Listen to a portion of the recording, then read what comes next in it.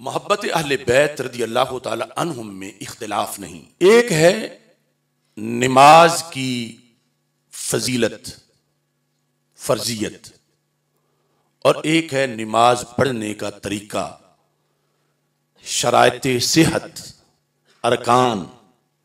ये दो जुदा मौजू हैं। फजीलत के दरज से शौक पैदा होता है कि नमाज पढ़ें, फर्जियत बयान करने से शौक पैदा होता है कि नमाज पढ़ें, और आगे फिर कि कैसे पढ़ें ये एक तवील सिलसिला है जो किताबों में, फिका की किताबों में जिक्र है।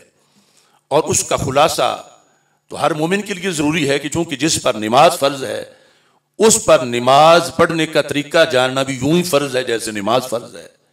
अब आप फर्ज करें कि अगर कोई ऐसा जहान हो, ऐसी दुनिया हो जिसमें दिन रात जलसे फजाइल नमाज के कहिए जाएं मगर तरीका कहीं भी ना बताया जाए, नमाज की शराइत कहीं भी ना बताई जाए, नमाज के अरकान कहीं भी ना बताई जाए, वाजिबात तो बाद की बात है, फराइज की ना पता हो, मुस्तहब्बात तो बाद की बात है, इब्तदाई तरीका ही ना आता हो, तो उस जहान में जब नमाज का शौक पैदा होगा तकरीरें सुनने के बाद कि नमाज पढ़ें, यानी वो तकरीरें कामयाब हो जाएं लोगों को मुतवज्जे करने में कि लोग नींद छोड़ें, नमाज पढ़ें, सर्दी में गर्मी में आराम छोड़ें, नमाज पढ़ें, इस पर लोग तैयार हो जाएं।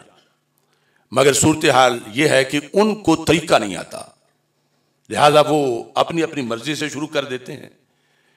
किसी ने मशरिक को मुंह किया है, किसी ने शिमाल को, किसी ने जुनूब को, किसी ने कपड़े पहने हुए हैं, किसी ने उतारे हुए हैं, किसी ने वुजू किया है, किसी ने वुजू नहीं किया, किसी को पता ही नहीं वुजू होता क्या है।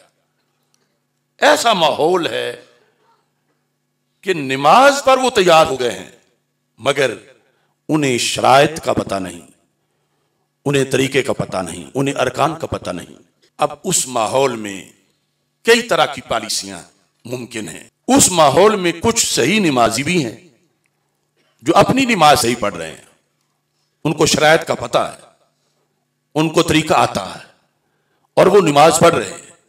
उनके इल्म में है कि हमारे माहौल में बहुत से लोग अपनी नींद भी कुर्बान कर रहे हैं, वक़्त भी, मगर सब ने किबले के मुखालिफ मुंह किया हुआ है, और बहुत से लोग नंगे नमाज पढ़ रहे हैं, ये उनके इल्म में है।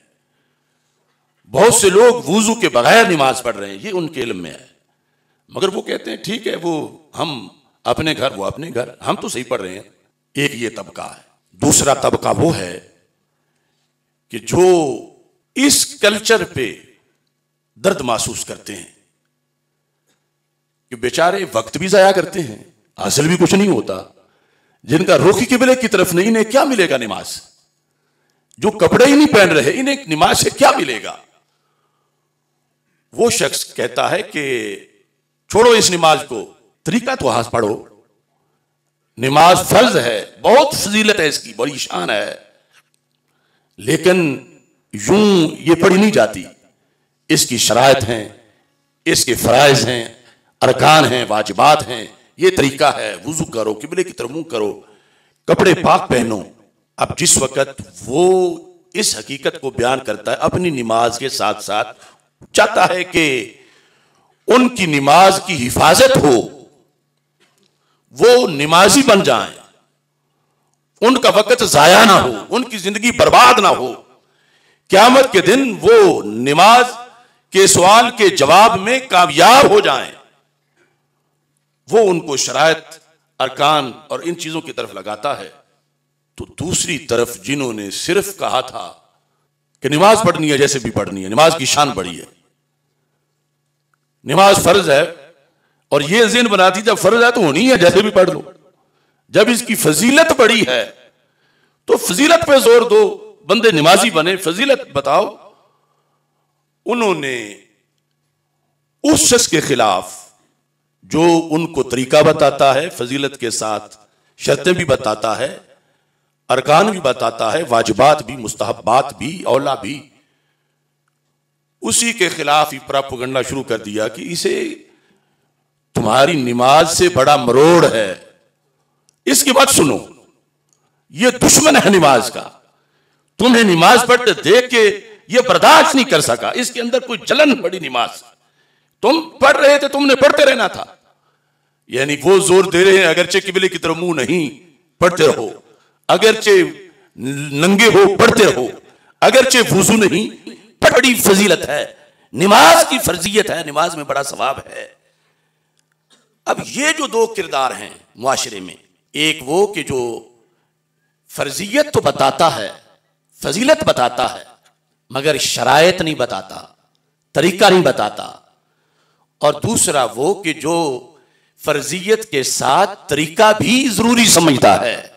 इन दोनों में अलमबरदार नमाज का कौन है? क्या वो अलमबरदार है कि जो सिर्फ फर्जियत बताता है और कहता नंगे भी पढ़ लो, या वो कि जो फर्जियत के साथ उनको तरीका भी बताता है? तो मेरे भाइयों, फराइज जो एतकादी हैं उनमें से एक फर्ज है मोहब्बत अहले बैत रदियल्लाहु तआला अन्हु। एक फरीजा है, इसकी बड़ी फजीलत है। हमारे माहौल में इस चीज को सर्वे करने की जरूरत है कि साल में कितने जलसे हैं जिनमें मोहब्बत अहले बैत की फर्जियत की शर्तें भी बताई जाती हैं, और ये फर्ज अदा कैसे होता है, सेहत अदायगी क्या तरीका कहां बताया जाता है। ऐसे ही कोई ऐसा माहौल हो कि जहां फर्जियत मोहब्बत सहाबा रदियल्लाहु ताला अन्हुम की फजीलत तो बताई जाए मगर तरीका ना बताया जाए, तो वहां उस फर्ज की जो अदायगी करने के लिए उठ बैठेगा उस बेचारे का भी टाइम जाया होगा कि उसे फजीलत तो बताई गई मगर तरीका नहीं बताया गया, शरायत नहीं बताई गई। तो आज हम जिस मुआशरे में जिंदा हैं, आप इर्द गिर्द देख लें, साल के जलसों के मौजूआत देख लें, खुतबा के खुतबों के मौजूआत देख लें, इल्ला माशा अल्लाह। जाहिर है कि कुछ लोग तो जरूर बयान करते हैं, लेकिन कितने लोग हैं कि जिन्होंने इस फर्ज की शरायत को कभी बयान किया हो? जब शरायत बयान नहीं होंगी तो फिर क्या है कि जो लोग तकरीरें सुनेंगे फजीलत मोहब्बत अहले बैत की या फर्जियत की, कि बड़ी लाजिम है, इसके बगैर माशर को पास नहीं हो सकते, तो वो इख्तियार तो करेंगे, मगर इख्तियार करने के बाद जब उन्हें पता नहीं होगा कि इसकी कुल शर्तें कितनी है और मैं कितनी पूरी कर रहा हूं, तो उसका नतीजा ये होगा कि जैसे वो शख्स जो रात बिस्तर से तो निकल आया था मगर वुजू नहीं किया था, या किबले की तरफ मुंह नहीं किया था, या कपड़े उतार के पड़ रहा था, उसके बारे में अगर तुम ये तसव्वुर करो या वो करे कि मुझे कोई फायदा होगा, तो ये सिवाय दीवानगी के कुछ नहीं होगा। फायदा तब होगा कि जब शरायत के मुताबिक वो नमाज पढ़ी जाएगी।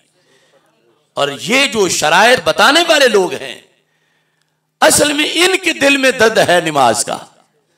ये चाहते हैं कि नमाज जाया ना हो, ये चाहते हैं कि नमाज सारे पढ़े और वो अल्लाह के यहां कबूल हो। कि फरीजा तो मोहब्बत अहले बैत का बताया जाता है मगर इसकी शर्तें नहीं बताई जाती, जिसके नतीजे में बहुत से लोग, यानी जिसको वो समझ रहे हैं कि वो मोहब्बत अहले बैत कर रहे हैं, वो नतीजतन बिल्कुल महरूम है। और इस सिलसिले में हमारा कसूर सिर्फ इतना ही है जितना उस बंदे का है कि जिसको ये धड़ाधड़ नजर आ रहा हो। एक तो वो है ना कि जिसको नजर ही नहीं आता, उसकी आंखें नहीं, वो नाबीना है, जिसको इदराक नहीं हकीकत का, उसे पता ही नहीं, वो तो बेचारा नाबीना है। लेकिन जिसे पता है और ये चुप करके कहता मैं तो पढ़ रहा हूं ना, बाकी सारे अगर मुखालिफ सिमत में है तो ये रखे, मुझे क्या है, उन लोगों से भी क़यामत के दिन मुआखजा होगा कि तुम्हारे सामने सब गर्क होते रहे, वीरान होते रहे, और तुमने सिर्फ अपना मुसल्ला देखा, तुमने माहौल को नहीं देखा। अब दुनिया के अंदर हो सकता है कि जिस ने देखा कि लोग गलती कर रहे हैं, बिल्कुल फजूल है इनका ये सब एक्शन, क्योंकि लिबास ही सही नहीं, रुख ही सीधा नहीं, वुजू नहीं किया हुआ, मगर वो कहता अगर इनको छेड़ूंगा तो ये मुझे मारेंगे, अगर कहूंगा कि तुम गलती कर रहे हो, ये मुझे गलत कहेंगे। अगर मैं इनको कहता हूं कि तुम्हारा वक्त जाया हो रहा है, तो जिन्होंने इस डगर पे चलाया है वो मेरे खिलाफ हो जाएंगे। तो मैं क्यों किसी की अदावत, किसी की तरफ से दुश्मनी और किसी की तरफ से मुखालफत को अपने लिए बनाऊं। मैं अपना मुसल्ला जो है उसके लिहाज से मैं जिम्मेदार हूं। जो कुछ कोई करता फिरे। तो दुनिया में तो इस शख्स को आराम हो सकता है मिल जाए, मगर माशर में नहीं मिलेगा। वहां अल्लाह पूछेगा।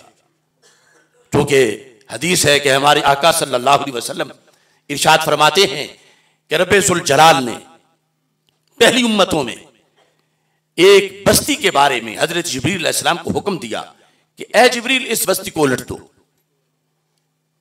तो जिब्रील अलैहिस्सलाम उल्टने के लिए तैयार हो गए, मगर एक सवाल पैदा हुआ। उस सवाल की बुनियाद पर जिब्रील अलैहिस्सलाम ने रब्बे जुल जलाल से राब्ता किया। सवाल क्या था? इन्ना फीहिम अब्दा का फुलानन लम यासी का तरफता ऐन। रब, इसी बस्ती में एक सूफी साहब भी हैं, हद दर्जे के सूफी हैं। पूरी जिंदगी आज तक उन्होंने कोई गुनाह नहीं किया। कोई महीना तो क्या, कोई हफ्ता तो क्या, कोई दिन तो क्या, कोई घंटा तो क्या, उस अल्लाह के बंदे की इतनी नेकियां हैं कि उसने आंख झपकने के बराबर भी गुनाह नहीं किया। रब वो भी उसी बस्ती में है। तो मैं क्या उसको पहले निकाल लूं साइड पे और बाकी बस्ती को उल्टा कर दूं? क्योंकि बाकी तो जन्नी हैं, बाकी डाकू हैं, बाकी शराबी हैं, बुरे हैं, तरह तरह के जुर्म हैं उनके, और ये हर दर्जे का सूफी है। मैं इसको निकाल के बाकी बस्ती को उल्टा करूं?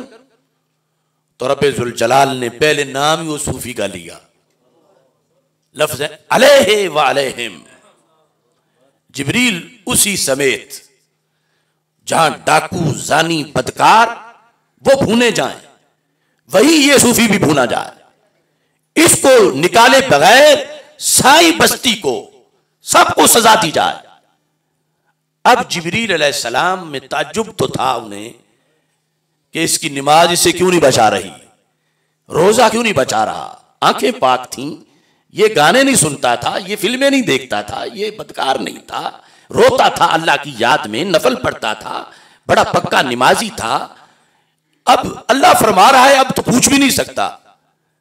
तो रब्बे जुल जलाल ने जिब्रील अलैहिस्सलाम के ताज्जुब पर खुद ही अगला जुमला इरशाद फरमा दिया। फिर जिब्रील ये नहीं बच सकता, इसकी हाजिरी नहीं लगेगी। क्यों?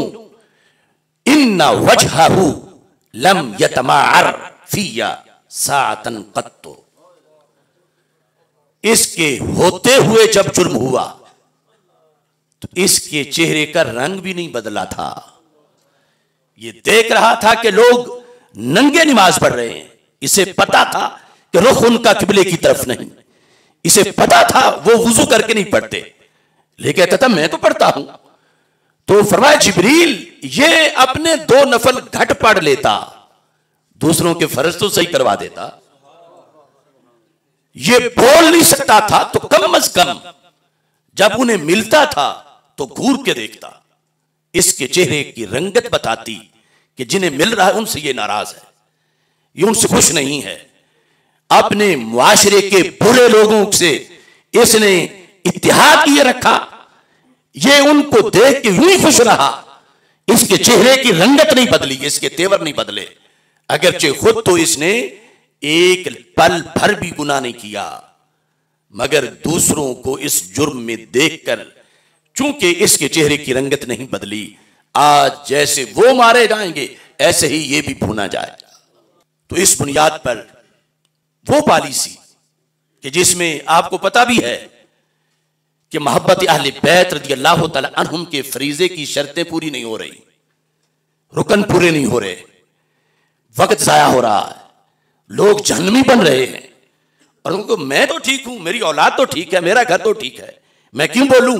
अगर बोला तो इसकी तरफ से रद्दी अमल आएगा, इसके बड़ों की तरफ रद्दी अमल आएगा, और कम से कम ये ताना तो मिलेगा मुझे कि ये दुश्मन नमाज है, ये नमाज पढ़तों को कह रहा है कि पहले इधर आओ मेरी बात सुनो।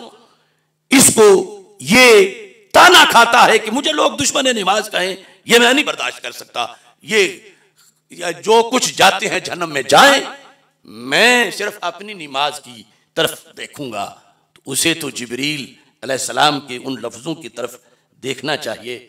दुनिया में अगर उनकी तरफ से जो शराइत पूरी नहीं कर रहे, गोली आ जाए, गाली आ जाए, धमकियां आ जाएं, पाबंदियां आ जाएं, जेलें आ जाएं, ये सब एक लम्हे की तरह है, लेकिन आकबत में तो इसे ही मुहाफ़िज़े नमाज कहा जाएगा। यही नमाज का अलंबरदार करार पाएगा, यही दीन मतीन का मुहाफिज करार पाएगा, यही अल्लाह और उसके रसूल अलैहिस्सलाम की तरफ से इनाम का मुस्तहिक करार पाएगा।